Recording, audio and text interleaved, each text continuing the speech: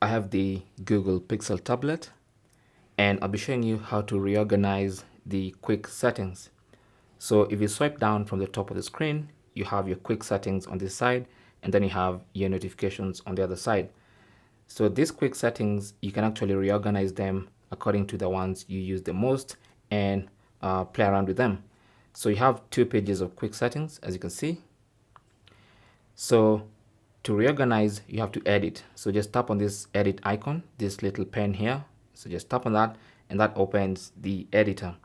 Now these are the ones that are available, and the ones at the bottom here under hold and drag to add tiles are the ones you can add to the quick settings for easy access.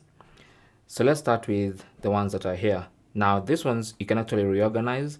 So for instance, if you find yourself using screencast the most, then you can long press on it and push it somewhere near so that it's maybe available on the first page or second page.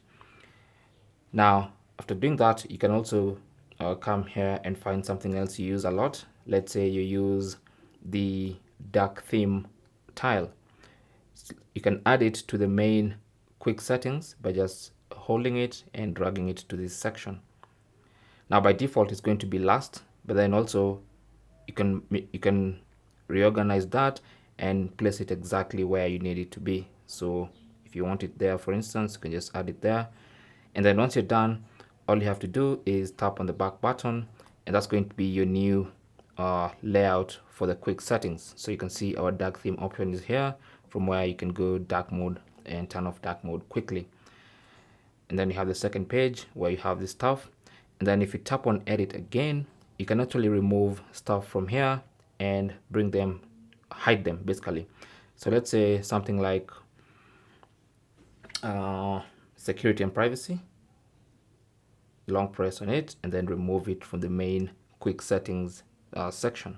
Okay, so now that has disappeared and we have fewer tiles in the quick settings.